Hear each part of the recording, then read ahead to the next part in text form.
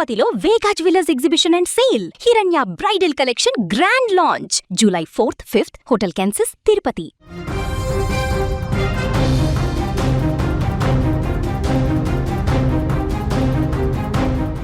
తమిళనాడు ముఖ్యమంత్రి విజయ్ ఓదార్పు యాత్రకు సిద్ధమవుతున్నారు.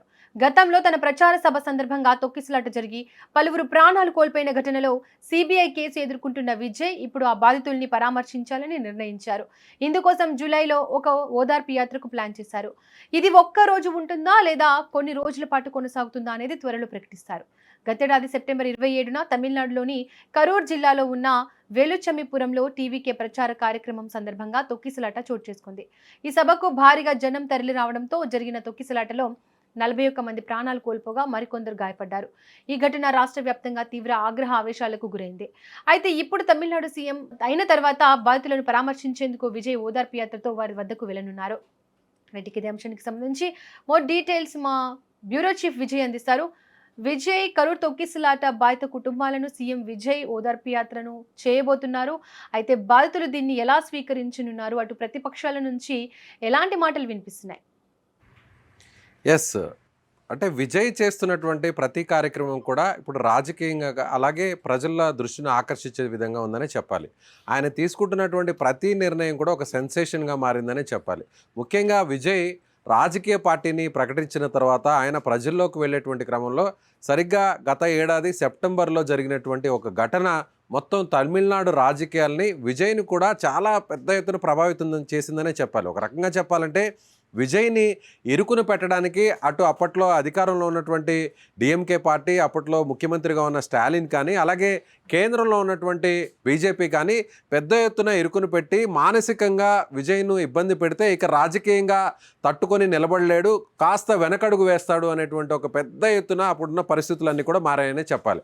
కానీ విజయ్ అప్పట్లోనే ఈ అంశాన్ని చాలా సున్నితంగా డీల్ చేశారు. విజయ్ ఏం చేశారంటే ఆయన రాజకీయ పార్టీని ప్రకటించిన తర్వాత ఒక బహిరంగ సభను ఏర్పాటు చేసి తన పార్టీ పేరును, పార్టీ విధానాలను ఆయన ప్రకటించిన తర్వాత లక్షలాది మంది జనం మధ్యలో అప్పట్లో ఆయన ఈ అనౌన్స్మెంట్ చేయడం జరిగింది. ఆ తర్వాత ఆయన నేను ప్రతి ప్రాంతానికి వస్తాను, ప్రతి ఏరియాకి వచ్చి తాను ఏం చేయదలుచుకున్నానో ప్రజలకు నేరుగా ప్రజాక్షేత్రంలోకి వివరిస్తాను వచ్చి అనేటువంటి విషయాన్ని కూడా ఆయన చెప్పారు. చెప్పినట్టుగానే విజయ్ ఏం చేశారంటే రోడ్ కార్నర్ మీటింగ్స్ను కొన్ని చోట్ల ఏర్పాటు చేయడం జరిగింది.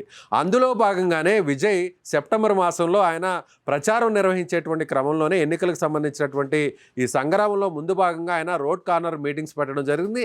ఈ కార్నర్ మీటింగ్లో కరూర్లో ఏర్పాటు చేయడం జరిగింది. అయితే అప్పటికే ముందున్నటువంటి షెడ్యూల్స్ అన్నీ కూడా కాస్త టైట్గా మారడం, అప్పటికే జాప్యం జరగడంతో ఆలస్యం అవడంతో అప్పటికే గంటల తరబడిగా వేచి ఉన్నటువంటి టీవీకే పార్టీ కార్యకర్తలు, విజయ్ అభిమానులు లక్షల సంఖ్యలో ఆ ప్రాంతానికి చేరుకోవడం జరిగింది. అప్పట్లో విజయ్ ఎక్కడ కార్నర్ మీటింగ్ జరిగినా కూడా ఆ కార్నర్ మీటింగ్కి లక్షల సంఖ్యలో అక్కడ క్రౌడ్ అంతా కూడా రావడం జరిగింది. అదే స్థాయిలో కరూర్లో కూడా రావడం జరిగింది. ఒక్కసారిగా తొక్కిసలాట జరగడం జరిగింది. విజయ్ అప్పటికి వచ్చేటువంటి క్రమంలోనే పెద్ద ఎత్తున అక్కడికి రావడం జరిగింది. ఆ వెహికల్ చుట్టూ అంతా కూడా గుమికూడడం, చిన్నపాటి అక్కడ మిస్టేక్స్ జరగడం వల్ల, ఆ నిర్వహణ లోపం వల్ల కావచ్చు, లేదంటే క్రౌడ్ విపరీతంగా రావడం వల్ల కావచ్చు, ఆ తొక్కిసలాటలో 41 మంది చనిపోవడం జరిగింది. అప్పట్లో ఇది కేసు కూడా అవడం జరిగింది. ఈ కేసు అయిన తర్వాత విజయ్ మీద కూడా ఎఫ్ఐఆర్లో కేసు నమోదు చేస్తారు. విజయ్ని ఒక రకంగా కూడా లాకప్లో వేస్తారు అనేటువంటి ఒక చర్చ కూడా జరిగింది. అయితే అప్పుడున్నటువంటి డిఎంకే పార్టీ ఈ అంశాన్ని ఒకవేళ విజయ్ మీద కానీ కేసు పెట్టి నిజంగానే అరెస్ట్ చేస్తే ఇది విజయ్కి మరింత అనుకూలంగా మారుతుంది, అప్పుడు సెంటిమెంట్గా మారుతుంది, కాబట్టి విజయ్కు అధికారం ప్రజలు కట్టబడతారనేటువంటి ఒక ఉద్దేశంతోనే చివరి నిమిషంలో విజయ్ పేరును ఎఫ్ఐఆర్లో చేర్చకుండా విజయ్ను అరెస్టు చేయకుండా కేవలం విచారణకు పరిమితం మాత్రమే చేయడం జరిగింది. అయితే విజయ్ పార్టీకి సంబంధించినటువంటి టీవీకే పార్టీ జనరల్ సెక్రటరీగా ఉన్న బుస్సి ఆనంద్, అంటే ప్రస్తుతం ఆయన విజయ్ మంత్రివర్గంలో ఆయన కీలక వ్యక్తిగా ఉన్నారు. అలాగే పార్టీకి సంబంధించినటువంటి మరికొంతమంది ఇద్దరు నేతలను, అక్కడ ఆ జిల్లాకు సంబంధించినటువంటి నాయకుడి పేర్లను, 3 పేర్లను అప్పుడు ఎఫ్ఐఆర్లో చేర్చడం జరిగింది. ఆ తర్వాత డిఎంకే పార్టీ మీద వస్తున్నటువంటి విమర్శలు, అంటే విచారణ పేరుతోనో లేదంటే తదుపరి మీటింగ్స్కు విజయ్కు పర్మిషన్ ఇవ్వకుండా అడ్డుకుంటున్నారు, రోడ్ కార్నర్ మీటింగ్స్కు పోలీస్ శాఖ అనుమతులు ఇవ్వడం లేదు అనేది పెద్ద ఎత్తున అప్పుడు ఒక వివాదాస్పదంగా మారింది. అది విజయ్కి అనుకూలంగా మారుతుంది. ఈ కేసులో విజయ్ని ఇరుకును పెట్టాలనేటువంటి ప్రయత్నం చేసినా అది డిఎంకేకు వ్యతిరేకంగా టీవీకే పార్టీకి అనుకూలంగా మారుతుంది అనేటువంటి ఇంటెలిజెన్స్ రిపోర్ట్ రావడంతో అప్పట్లో డిఎంకే పార్టీ అప్పుడున్న సీఎంగా ఉన్నటువంటి స్టాలిన్ ఈ అంశాన్ని ఆయన సులువుగా ఈ అంశంలో నుంచి తప్పించుకునేటువంటి క్రమంలో భాగంగానే ఈ కేసును సిబిఐకి అప్పచెప్పడం జరిగింది. అంటే ఈ తొక్కిసలాట కేసు రాష్ట్ర పరిధిలో ఉంటే అది ఏం జరిగినా కూడా ప్రభుత్వానికి చెడ్డ పేరుగా మారుతుంది, విజయ్కి అనుకూలంగా మారుతుంది. అది ఎన్నికల్లో ప్రభావితం చూపించి అది పార్టీకి డ్యామేజ్ అయ్యి రేపు ఓట్ల రూపంలో ప్రభావితం చేస్తుంది అనేటువంటి ముందస్తు ఆలోచనతో అప్పుడు సీఎంగా ఉన్నటువంటి స్టాలిన్ ఈ కేసును సిబిఐకి బదిలీ చేయడం జరిగింది. అప్పట్లో సిబిఐ కూడా విజయ్ను 3 సార్లు విచారించడం జరిగింది. 3 సార్లు కూడా ఆయన విచారణ పేరుతో పిలిపించడం జరిగింది. విచారణకు విజయ్ కూడా హాజరయ్యారు. ఆయన అప్పుడు జరిగినటువంటి, అంటే కావాలని జరిగిందా, అసలు ఈ తొక్కిసలాటు జరిగినటువంటి కారణాలన్నింటినీ కూడా ఆయన దగ్గర నుంచి సమాచారాన్ని సేకరించారు. అయితే సిబిఐ ఇప్పటివరకు కూడా ఛార్జ్ షీట్ని అయితే దాఖలు చేయలేదు. ఇప్పటికీ ఆ కేసు అలాగే విచారణలోనే ఉందని చెప్పాలి. ఆ తర్వాత ఎన్నికలు రావడం, ఎన్నికల్లో ఎలాంటి పరిస్థితులు వచ్చాయి, ఎలాంటి ఫలితాలు వచ్చాయో ప్రత్యేకంగా చెప్పాల్సిన అవసరం లేదు. విజయ్కి మెజారిటీ రావడం, నెంబర్ 1 సింగిల్ పార్టీగా గెలవడం జరిగింది. ఆ తర్వాత ఇతర పార్టీల మద్దతుతో సంకీర్ణ ప్రభుత్వాన్ని ఏర్పాటు చేయడం, ఇప్పుడు విజయ్ సీఎంగా తన మార్కు పాలన అందించడం జరిగింది. అయితే ఇప్పుడు తాజాగా అధికారంలోకి వచ్చినటువంటి 50 రోజుల తర్వాత ఈ అంశాన్ని ఎందుకు ఇప్పుడు విజయ్ టేకప్ చేశారు అంటే, అప్పట్లోనే తొక్కిసలాట్లో చనిపోయిన కుటుంబాలకు తాను అండగా ఉంటాను అనేటువంటి ఒక వీడియోను కూడా రిలీజ్ చేశారు. అప్పట్లో విజయ్ దీని మీద స్పందించలేదు, ఇప్పటివరకు ఎక్కడా కూడా బాధిత కుటుంబాల్ని కలవలేదు, వాళ్ళకి అండగా నిలబడలేదు అని కూడా అప్పుడు డిఎంకే, అన్నా డిఎంకే పార్టీలన్నీ కూడా విజయ్ మీద పెద్ద ఎత్తున విమర్శలు చేశారు. అయినా కూడా 2 రోజుల వరకు కూడా విజయ్ ఎక్కడా స్పందించకుండా 3వ రోజు జరిగినటువంటి ఘటన తర్వాత ఆయన ఒక వీడియోను అయితే రిలీజ్ చేయడం జరిగింది. అంటే ఇన్ని రోజుల పాటు నేను ఎందుకు మౌనంగా ఉన్నానంటే, నా జీవితంలోనే ఇది ఒక అత్యంత విషాదకరమైనటువంటి ఘటన. నా అభిమానులు నా కోసం నా పార్టీ ఏర్పాటు చేసిన తర్వాత నేను మాట్లాడేటువంటి ఈ ప్రసంగాన్ని వినడానికి వచ్చినటువంటి వారు ఇలా తొక్కిసలాట్లో చనిపోవడం అనేది తట్టుకోలేకపోయాను. తాను అందుకే మీడియా ముందుకో లేకపోతే అసలు నా ముఖాన్ని చూపించేటువంటి పరిస్థితి లేదు కాబట్టి ఇంతవరకు నేను స్పందించలేకపోయినటువంటి వివరణ కూడా అక్కడ విజయ్ ఇవ్వడం జరిగింది. అదేవిధంగా విజయ్ మళ్ళీ ఆ కుటుంబాలని కలవాలనేటువంటి ప్రయత్నం కూడా చేశారు. కానీ అప్పుడున్నటువంటి విజయ్కి వస్తున్నటువంటి అభిమానం, అలాగే ఆ క్రౌడ్ మేనేజ్మెంట్ ఇవన్నీ కూడా మళ్ళీ ఫెయిల్ అవుతుందనేటువంటి ఉద్దేశంతోనే మళ్ళీ విజయ్ ఆ కుటుంబాలని కలవడానికి అప్పట్లో పోలీస్ శాఖ కూడా పర్మిషన్ ఇవ్వలేదు.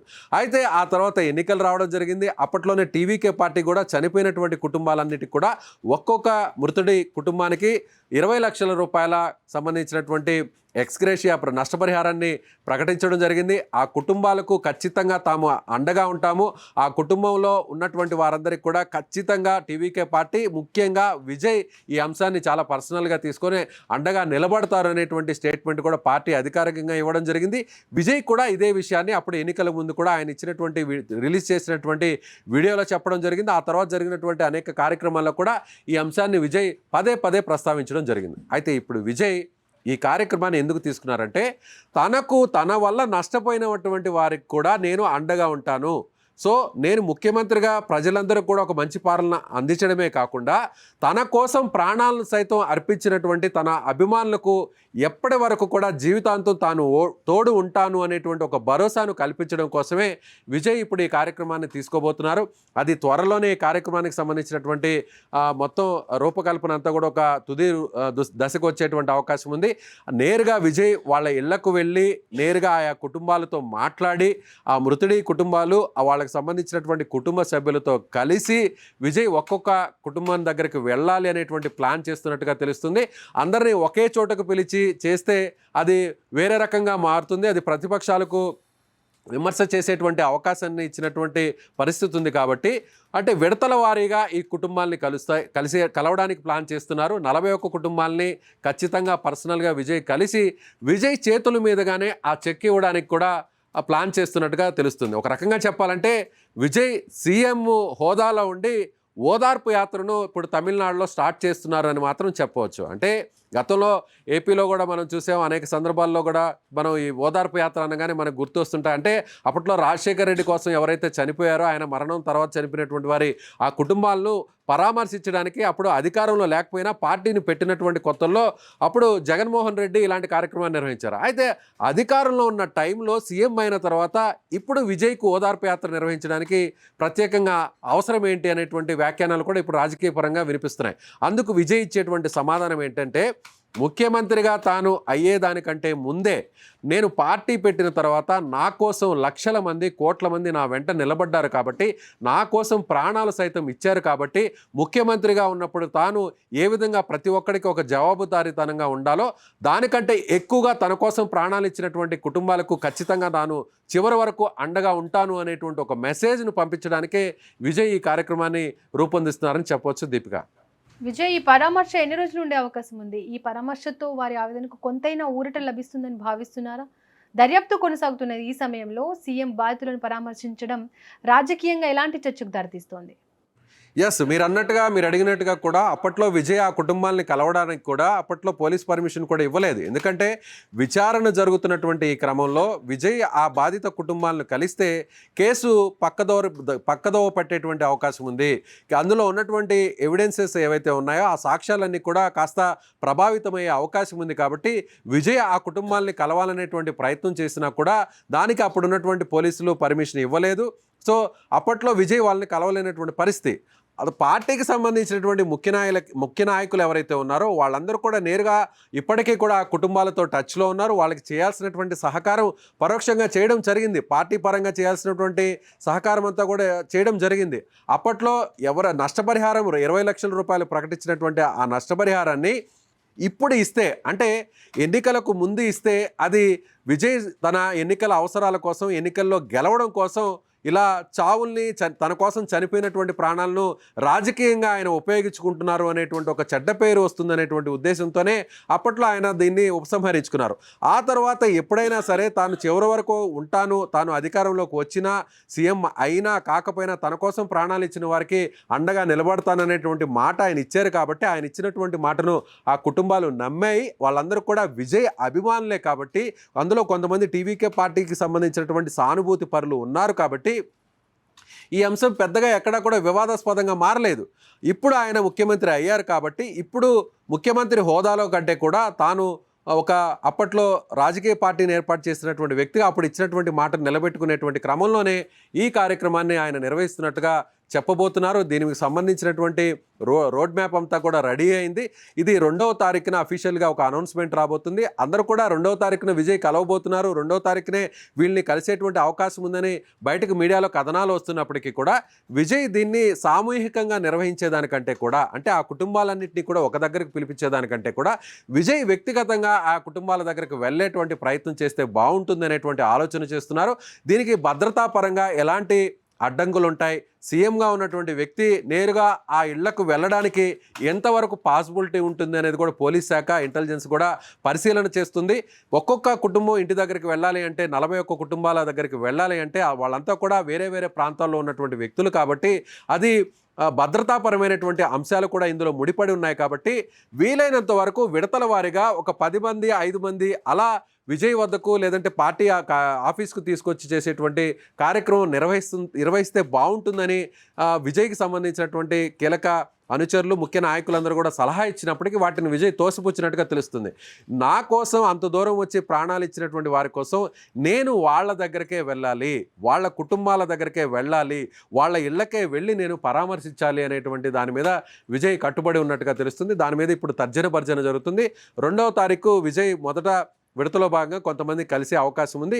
అది ముందుగా దానికి సంబంధించినటువంటి సమాచారాన్ని రిలీజ్ చేయాలి. లేదంటే ముందుగానే ఇన్ఫర్మేషన్ బయటకు రిలీజ్ చేస్తే మీడియా హడావిడి, అలాగే విజయ్ అభిమానులు, పార్టీ కార్యకర్తలు పెద్ద ఎత్తున అక్కడికి వస్తారు. కాబట్టి దీన్ని అప్పటికప్పుడు నిర్వహించే కార్యక్రమంలో భాగంగా చేయాలని చూస్తున్నట్టుగా చెప్పవచ్చు Deepika. Right Vijay, thank you. Right, ఇక మొత్తానికి కరూరు తొక్కిసలాట ఘటనలో ప్రాణాలు కోల్పోయిన బాధిత కుటుంబాలను పరామర్శించేందుకు సీఎం విజయ్ అయితే ఓదార్పు యాత్ర చేపట్టాలని నిర్ణయించారు. మృతుల కుటుంబాలకు 20 లక్షల ఆర్థిక సాయం ప్రకటించారు. అయితే ఈ ఘటనకు సంబంధించిన కేసు దర్యాప్తు కొనసాగుతున్న నేపథ్యంలోనే ఈ యాత్ర రాజకీయంగానూ చర్చనీయాంశంగా మారింది. ఒకవైపు బాధిత కుటుంబాలకు ప్రభుత్వం అండగా నిలుస్తుండగా, మరోవైపు ఈ ఘటనపై దర్యాప్తు ఏ దశకు చేరుకుంటుందన్న దానిపైన అందరి దృష్టి ఉంది.